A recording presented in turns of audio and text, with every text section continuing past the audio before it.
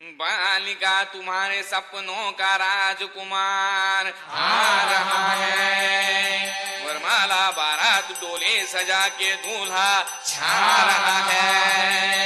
शुभ मंगल सावधान। नमस्कार, वंदन, नमन, जय हिंद, जय भारत और जय उत्तराखंड। उत्तराखंड यूट्यूब हिलांसी चैनल में उत्तराखंड के रीति रिवाज के अंतर्गत विवाह समारोह में शुभागम या यूँ कहे कि वर नारायण का जब दुल्हन के आंगन में प्रवेश होता है तो वो रीति रिवाज आपको यहाँ पर दिखाए जा रहे हैं।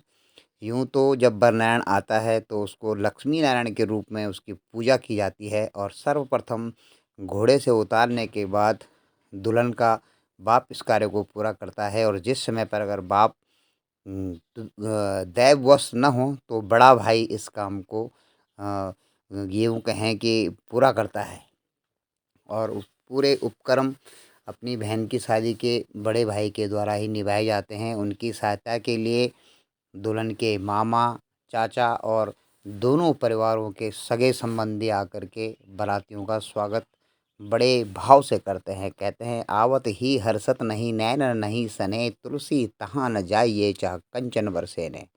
और सब प्रथम दूल्हे के ब्राह्मण को भी गुरु वशिष्ठ की तरह उसकी पूजा की जाती है। जैसे गुरु वशिष्ठ राम जी के जो गुरु थे और जब वे जनक दरवाजे पर जानकी को लेने आए थे राम, तो उस समय पर उनके वशिष्ठ को भी ईश्वर की तरह पूजन किया जाता है, उनके जो कुल गुरु होते हैं।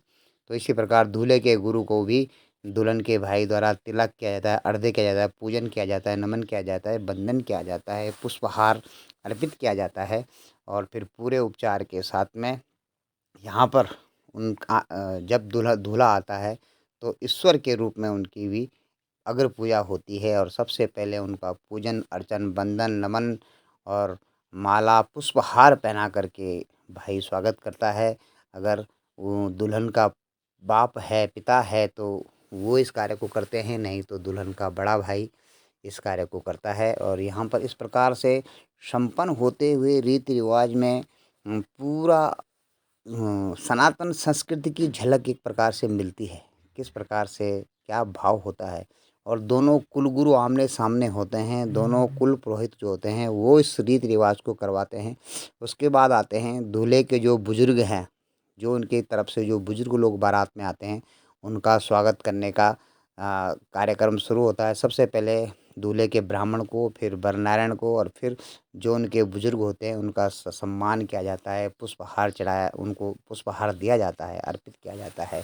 और यूँ कहें कि एक सौगात के तौर पर उन्हें दक्षिणा भी यहाँ पर दी जाती है, क्योंकि विवाह भी एक प्रकार से बहुत बड़ा यज्ञ संबंध है और उसको पूरा करने के लिए सबसे वधू पक्ष में अगर सबसे बड़ा हाथ होता है तो दुल्हन के मामा का होता है और दुल्हन के मामा के द्वारा ही पूरे अधिकतर कार्य यहाँ पर संपन्न किए जाते हैं। और उधर से भी दूल्हे का अगर मामा हो तो मामा, क्योंकि माँ में दो माँ आते हैं, दो माँ मिलकर एक मामा बनता है।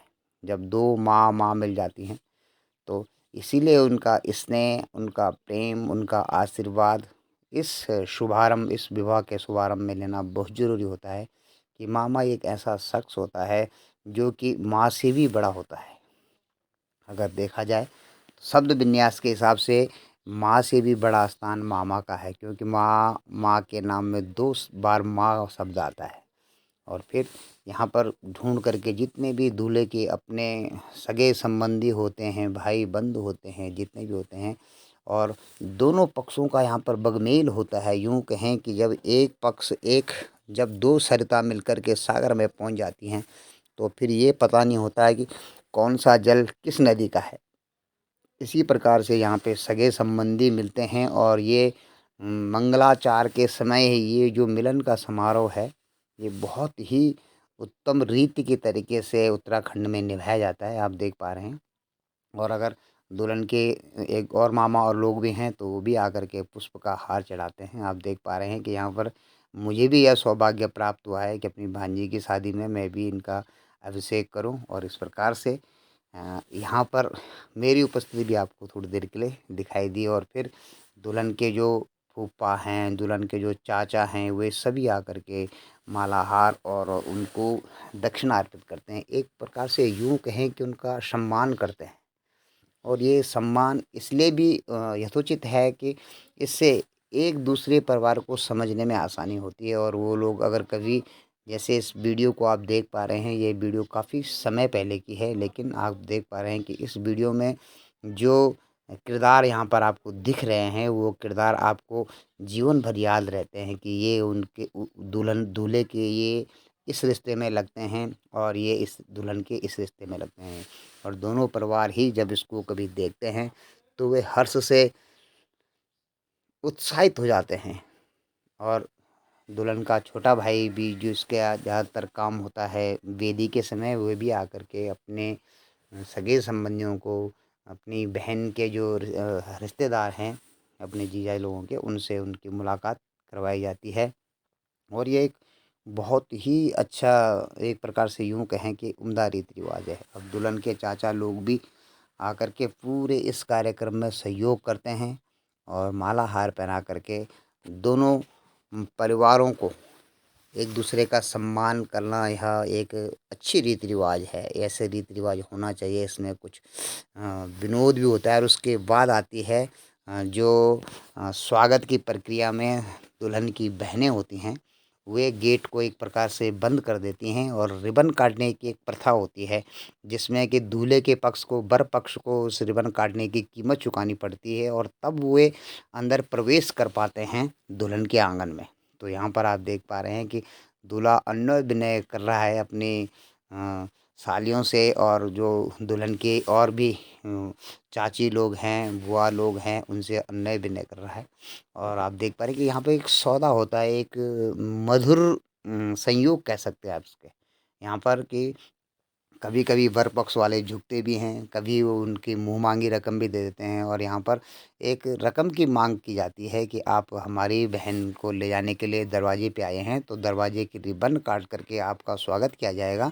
लेकिन पहले आप उसकी, जो उनकी डिमांड है, जो राशि है, उस राशि को आपको चुकता करना पड़ेगा। और इसमें और कोई वधू पक्ष वाला और कोई इसमें समर्थन नहीं करता है।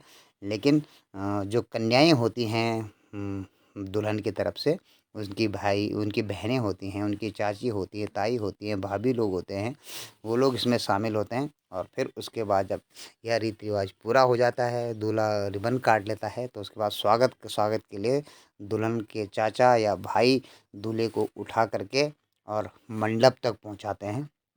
इसका मतलब ये है कि उनका स्वागत किया जाता है। वहाँ से दूल्हा घोड़े में बैठ के गेट तक आता है और उसके बाद हाथों में उठाकर दूल्हे को अपने मंच तक पहुँचाया जाता है, जहाँ पर कि विवाह कार्य संपन्न होता है। और आप देख पा रहे हैं कि दुल्हन के चाचा ने इस प्रकार से दूल्हे को अपने बेटे की तरह उठाया है और उसको पहुँचा करके आते हैं वो अपने। इस प्रकार सारी रीति रिवाज जो पहले से बनाए गए हैं, और जो बाराती होते हैं वो नाच गाने में मगन हो जाते हैं। उनके लिए आज पहले के ज़माने में तो एक पांडव नृत्य होता था, लेकिन आज के ज़माने में एक रीति रिवाज और बन गया है कि वह डीजे पद्धति पर गाने बजते रहते हैं, डीजे के ऊपर, और लोग अपना आनंद लेते रहते हैं। जो बाराती होते हैं, जो उसमें घराती भी बहुत होते हैं, और बच्चे भी अपनी कसर पूरी करते हैं, क्योंकि उनको इस बारात को एक मधुर स्मृति में भी बदलना होता है।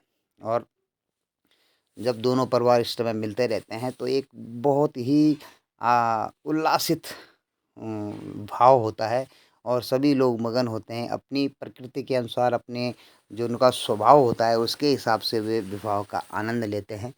और जब सारे बाराती बैठ जाते हैं, फिर जलपान की व्यवस्था होती है। आज पहले के समय में तो जलपान बैठ के कराया जाता था, अब तो जलपान लगा दिया जाता है टेबल के ऊपर।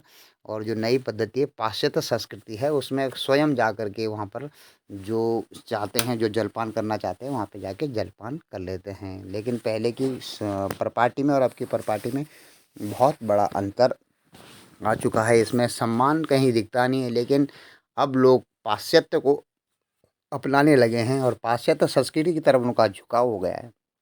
तो आप देख पा रहे हैं कि दिल्ली से आई हुई बारात आज उत्तराखंड के कोटद्वार शहर में है, और यहाँ पर दुल्हन के सभी रिश्तेदार बैठे होते हैं, और दूल्हे के जो बाराती बाराती के रूप में आए होते हैं, वो दोनों परिवार यहाँ पर बैठकर अपने आप गुफ्तगू करते हैं। कोई नाच गाने में मगन है, तो कोई रीति रिवाज निभाने में मगन है। दूल्हे दुल्हन का भाई और पंडित जी दूल्हे की पूजा करते हैं, मंच पर बैठा करके वो कार्य चलता रहता है। साथ साथ में और भी कार्य चलते रहते हैं, जैसे कोई जलपान के लिए चले जाता है, और बहुत बतियाना या सालियों से चुगलबाजी करने का समय भी यही होता है बारातियों में। और घरातियों में यूँ कहें कि यह मिल बैठने का एक बहुत ही मधुर समय होता है। और यहाँ पर दुल्हन का जो न्योता होता है, जो दिया जाता है, उसको कलेक्ट किया जाता है, और बाकी लोग दुल्हन के साइड के भी और दूल्हे के साइड के भी अपनी मर्ज़ी अपने रुचि अनुसार नृत्य में भाग लेते हैं। और यह एक ऐसी परंपरा है कि जैसे जब बारात आती है तो दूल्हे को पूरा सम्मान दिया जाता है वधू पक्ष की तरफ से, और वर पक्ष वालों का पूरा सम्मान करने के बाद दोनों पक्ष नाच गाना चलता रहता है, और लोग नाच गाने में मगन रहते हैं। साथ साथ में रीति रिवाज भी कुल पुरोहितों के द्वारा पूरा किया जाता है। और इस रीति रिवाज को भी आप देख पा रहे हैं कि एक तरफ रीति रिवाज चल रहा है, एक प्रकार सारे घराती और बाराती मिलकर के नृत्य का आनंद लेते हैं, नृत्य करते हैं। इसका मतलब उनका मन उल्लासित है, प्रफुल्लित है। और इस प्रकार से पूरा माहौल एक विवाह उत्सव जिसे कह सकते हैं आप, विवाह उत्सव इसलिए कहते हैं कि यह भी एक उत्सव की तरह होता है। और विवाह में पहले तो यहाँ पर पांडव नृत्य होता था, लेकिन अब डीजे ने उसका स्थान ले लिया है। बुजुर्ग बैठ करके अपने बच्चों का डांस भी देखते हैं। कुछ बुजुर्ग महिलाएं भी उठ करके जिनका मन होता है वे नृत्य में शामिल होती हैं। और बतियाना यहाँ पर साथ साथ इस रीति रिवाज को निभाना भी एक बहुत बड़ा बहुत मधुर अनुभव होता है। और जो बच्चे यहाँ पर हैं अब के समय में, ये सब इनकी सबकी शादी हो चुकी है, इनके अपने अपने बच्चे हैं, अपनी अपनी गृहस्थी में ये लोग मगन हैं। और इस वीडियो को देखने से ये पता चलता है कि हमारी संस्कृति पहले से और अब में कितना अंतर है, हम किस दिशा की तरफ चल रहे हैं। और उत्तराखंड यूट्यूब हिलांसी चैनल में मेरा आपको इन वीडियोस के माध्यम से ये दिखाना होता है कि जिससे आप अंतर स्पष्ट कर सकें कि पहले की शादियों में और अब की शादियों में, गाँव की शादियों में, टाउन की जो कस्बों की शादी होती है, जो शहरों की शादी होती है, जो महानगरों की शादी होती है, उनमें कितना अंतर है, ये आप खुद ब खुद देख सकते हैं। और जो शांत स्वभाव के लोग होते हैं वो इस प्रकार से बैठ कर के उसका आनंद लेते हैं। इस समय काउंटिंग भी चलती रहती है साथ साथ में, कि कितना न्योता हुआ है उसकी काउंटिंग भी साथ साथ होती रहती है, ताकि यह दुल्हन के परिवार वालों की जो राशि उन्होंने पहले दान में दी है, वे राशि लोग इस समय पर सब उनके अपने पराये सभी उस राशि को लिखवाते हैं, अर्पित करते हैं, ताकि उनको एक तौर पे मदद हो जाती है। और जो उन्होंने पहले दान अपने पड़ोसियों की, अपने रिश्तेदारों की शादी में दिया है, वो दान वापस उन तक पहुंच जाता है। और यह एक प्रकार का बहुत अच्छा रीति रिवाज भी है कि इकट्ठा ना होकर जिस समय आपके पास धन है उस समय आप दूसरों की शादी में, दूसरों में मदद करें। और जब आपके बच्चे बच्चियों का समय होगा तो सभी लोग मिलकर के एक अच्छी राशि एकत्रित कर करके दुल्हन के माँ बाप को यह हल्का हो जाता है कि कुछ उनको एक प्रकार से मदद मिल जाती है। तो यह भी उत्तराखंड की एक बहुत अच्छी संस्कृति है।